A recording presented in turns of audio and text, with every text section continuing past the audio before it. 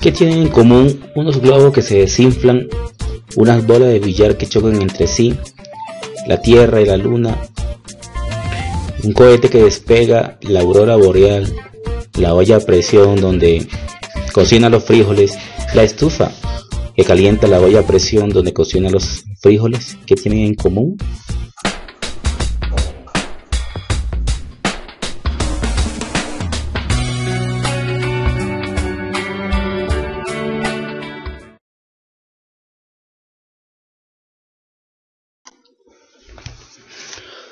Todos estos cuerpos tienen en común que interactúan. Si tú le das la mano a una persona, esa persona te da la mano y entonces intercambian un saludo. Este hombre está empujando un armario, pero el armario también lo empuja a él.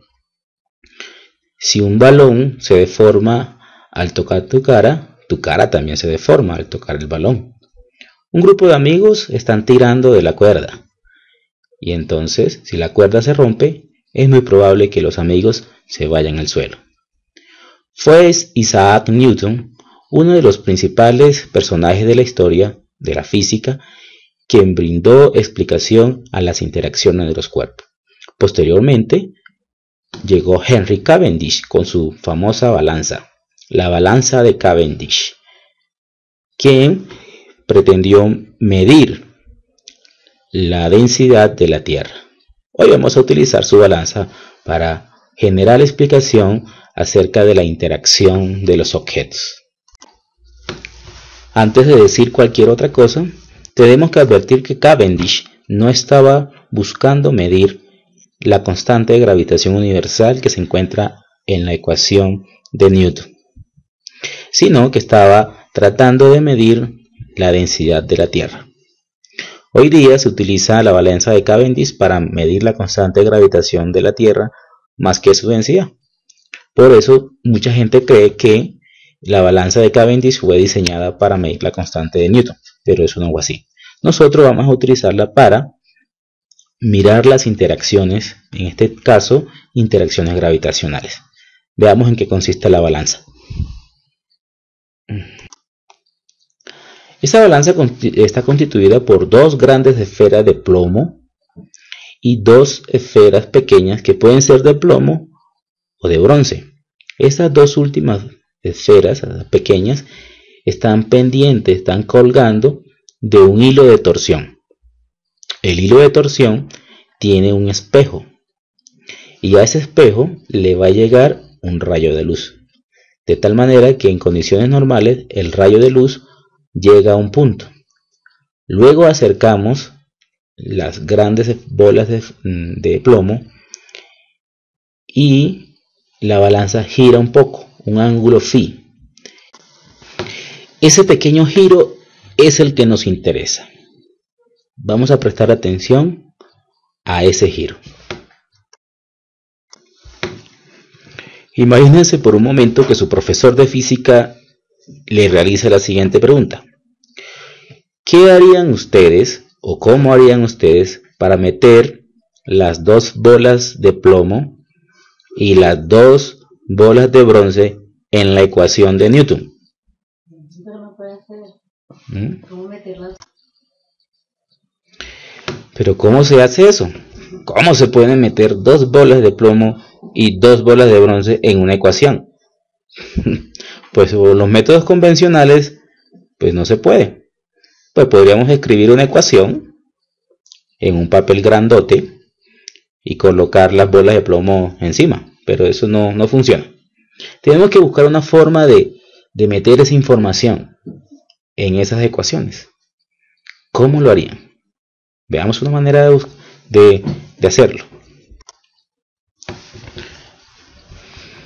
Vamos a imaginar que tenemos dos mundos. El mundo de las cosas, donde están las bolas de plomo, las bolas de bronce, el espejo, el rayo de luz, etc. Todo lo que vemos, sentimos, olemos, etcétera, etcétera. Y que tenemos un mundo al cual no tenemos acceso fácilmente. A ese mundo le vamos a llamar el mundo de las representaciones o un espejo del mundo de las cosas. Lo que queremos llevar nosotros es las bolas de plomo al mundo de las representaciones, porque allá en ese mundo de las representaciones en donde habita las ecuaciones. Hay algo que está en la mitad entre el mundo de las cosas y el mundo de las representaciones. Se llaman magnitudes. La magnitud está en la mitad porque tiene algo de ambos lados. Se puede representar con una letra, una variable, y por lo tanto se puede meter en una ecuación, y se puede medir con algo que podemos nosotros ver, oler, sentir, y por lo tanto vive en el mundo de las cosas. Entonces las magnitudes van y vienen. Cuando nosotros convertimos un objeto, un cuerpo, en una magnitud, estamos haciendo la transición del mundo de las cosas al mundo de las representaciones. Hagamos esto con la balanza de Cavendish. La balanza de Cavendish tiene dos bolas de plomo, es decir, dos cosas. Cuando decimos que la bola de plomo de la izquierda tiene una masa M, escuchen bien, tiene una masa M, estamos sacando de la bola de plomo una propiedad importante. Mejor que sacar es asignarle. Estamos asignándole a la bola de plomo, que tiene color, olor, textura, dureza, etcétera, etcétera, y también tiene masa y otras cosas que después vamos a ver, carga eléctrica y otras más. Estamos centrándonos solamente en esa propiedad que nosotros le estamos llamando masa, no en el color, no en el sabor, no en la textura, no en el volumen, nada de eso, solo la masa.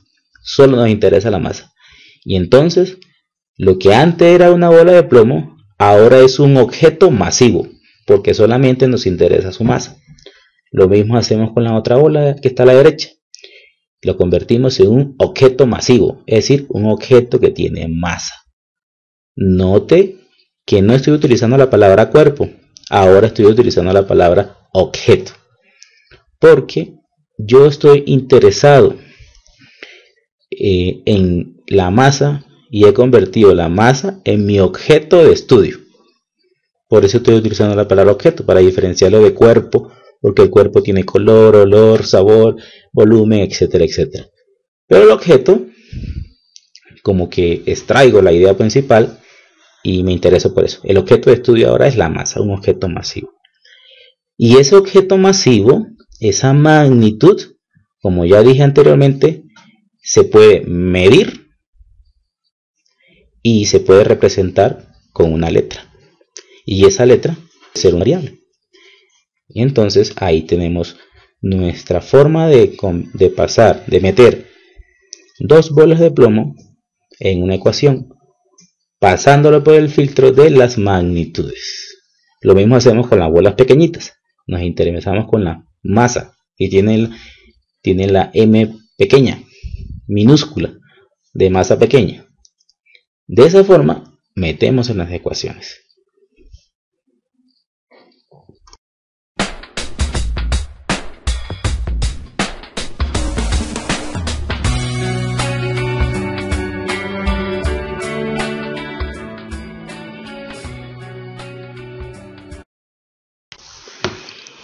Ay, preguntas.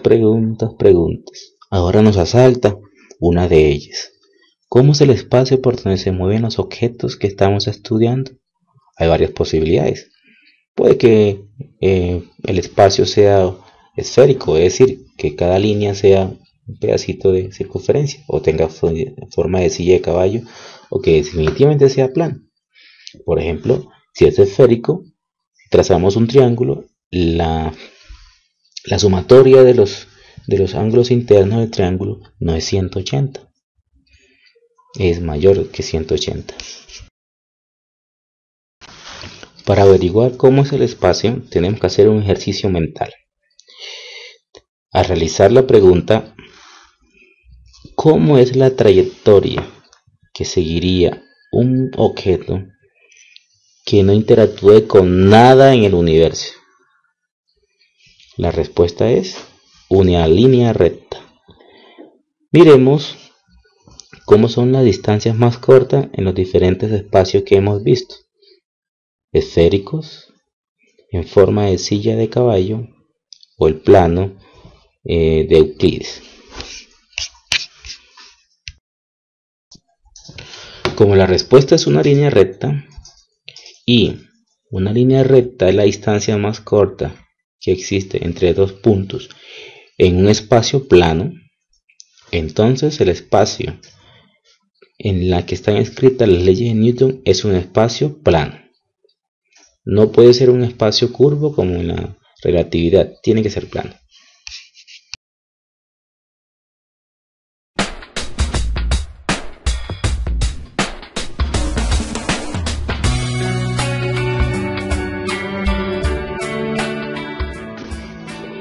Por último, nos queremos preguntar ¿qué consecuencia tienen las interacciones de los objetos?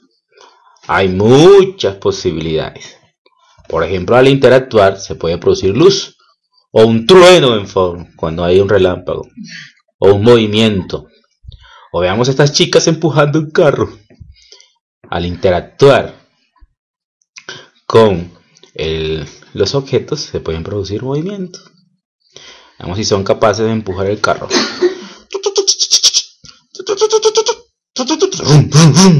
Otra consecuencia de las interacciones de los objetos puede ser calor. Ese calor que cocina, que eleva la temperatura de los alimentos y de los alimentos se cocinan, también puede ser producto de las interacciones de los objetos.